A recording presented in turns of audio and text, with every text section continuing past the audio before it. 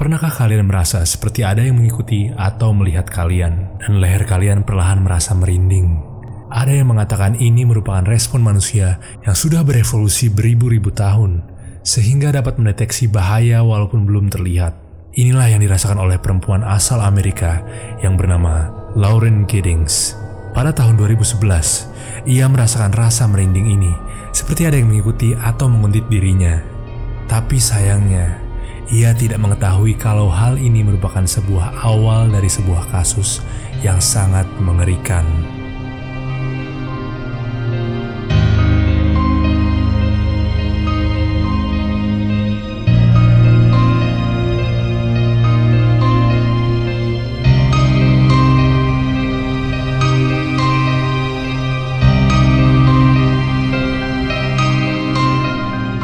Pada tahun 2011, Lauren Giddings yang pada saat itu baru saja lulus dari Universitas Mercer Law School di Macon. Ia merasa kalau dirinya sedang diuntit setiap hari, tapi dirinya tidak terlalu memperdulikannya dan menganggap ini hanya pikirannya saja. Itulah kenapa Lauren masih betah tinggal di Mason dan tidak kembali ke rumahnya di daerah Baltimore. Lauren tinggal di apartemennya yang terletak hanya berseberangan dengan kampus lamanya itu. Orang tua Lauren tidak merasa khawatir karena Lauren mengatakan kepada mereka bahwa dirinya ingin melanjutkan belajar dulu sebelum kembali ke Baltimore. Oleh sebab itulah, orang tua Lauren tidak merasa khawatir ketika Lauren tidak ada kabar untuk beberapa hari. Tetapi, setelah teman Lauren, Ashley Morehouse, menelpon adik Lauren lah, di mana mereka semua mulai khawatir.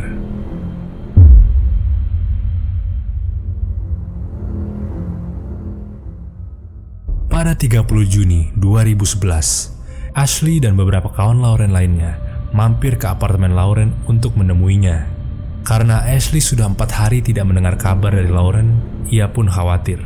Ashley memiliki kunci cadangan untuk kamar apartemen Lauren. Setelah memasuki kamar tersebut, tidak ada yang terlihat janggal. Buku pelajaran, dompet, dan barang-barang Lauren masih ada pada lokasi normalnya. Satu-satunya yang hilang di sini adalah Lauren sendiri. Tak lama setelah ini, Ashley langsung mengabarkan polisi untuk kasus orang hilang. Polisi segera datang ke lokasi atas panggilan orang hilang tersebut. Mereka langsung memeriksa secara detail kamar apartemen Lauren. Polisi tidak menemukan sesuatu yang janggal. Tidak ada indikasi paksaan masuk atau pencurian. Akhirnya mereka mencoba menggunakan luminal untuk mencari tahu apakah ada bercak darah. Setelah mencoba ke hampir semua ruangan, mereka tidak menemukan apa-apa. Tidak sampai mereka mencoba di kamar mandi Lauren. Kamar mandi itu menyala seperti malam tahun baru. Darah terlihat dengan jelas dan seperti melihat film thriller. Bathtub Lauren dipenuhi dengan bercak yang sudah dipastikan jika seseorang kehilangan darah sebanyak ini, sudah pasti orang itu meninggal. Akhirnya, polisi langsung mengubah pencarian dari pencarian orang hilang menjadi pencarian mayat. Pencarian di luar apartemen lah yang akhirnya membuahkan hasil. Ketika mereka memeriksa bagian tong sampah apartemen, mereka menemukan sesuatu yang mengerikan. Mereka menemukan sebuah potongan bagian dada yang dibungkus oleh plastik, yang kemudian dikonfirmasi adalah dada Lauren Giddings. Para polisi mewawancarai 16 tetangga Lauren yang tinggal di sekitar lokasi. Polisi pun langsung mencurigai seseorang yang bernama Stephen McDaniels.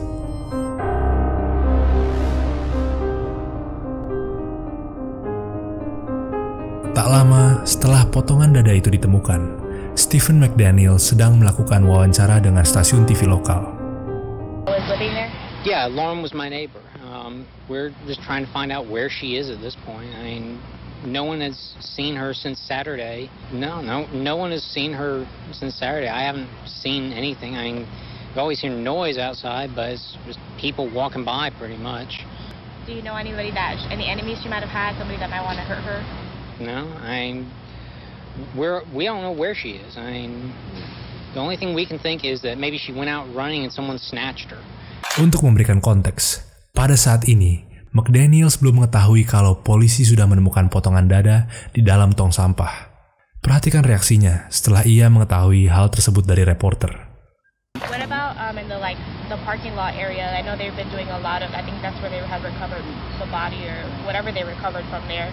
Body? Had you seen anything there?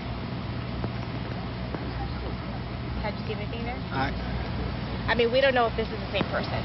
You know what I mean? Like, they took out a body there earlier. We don't know if it's the same person or not. So that's how we're trying to ask people if they know who lived there. Are you okay, sir? I think I need to sit down. Okay. Stephen McDaniels adalah murid satu kampus dengan Lauren Giddings. Mereka terkadang bertegur sapa, tetapi mereka tidak bisa dibilang sahabat ataupun teman. Polisi pun menemukan bahwa McDaniels memiliki master key dari semua apartemen di daerah kampus ini. Dan ia mengaku kalau dirinya pernah mencuri kondom dari salah satu apartemen. Polisi terus mencari apartemen McDaniels sampai mereka memasuki daerah laundry, di mana ditemukannya sebuah gergaji dan sebuah kain yang memiliki bercak darah, yang kemudian setelah diperiksa merupakan darah dari Lauren Giddings. Polisi pun juga menemukan beberapa pakaian dalam Lauren dan video pornografi anak-anak. McDaniels pun segera ditangkap pada saat itu juga. Polisi terus mencari bukti dari apartemen McDaniels. Mereka pun menemukan kalau ternyata McDaniels sudah menguntit Lauren dari jauh hari. Polisi menemukan banyak foto Lauren di laptop McDaniels dan beberapa video yang ia rekam mengambil kamar tidur Lauren.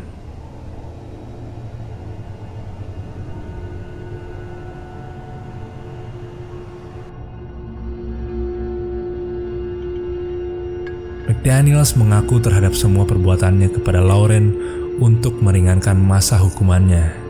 Berikut adalah kronologi lengkap kejadian naas malam itu yang telah disebutkan oleh Stephen McDaniels.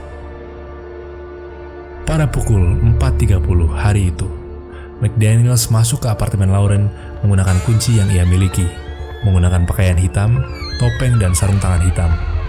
Lauren pada saat itu sedang tertidur. McDaniels pun melihat sebentar Lauren tertidur sebelum mulai menghampiri kasur. Lauren pun terbangun, dan dengan panik, McDaniels mulai melompat ke kasur dan mencekik Lauren. Lauren menarik topeng dan menyadari kalau ternyata itu adalah Stephen McDaniels. Ia pun memohon kepadanya untuk melepaskan cekikannya.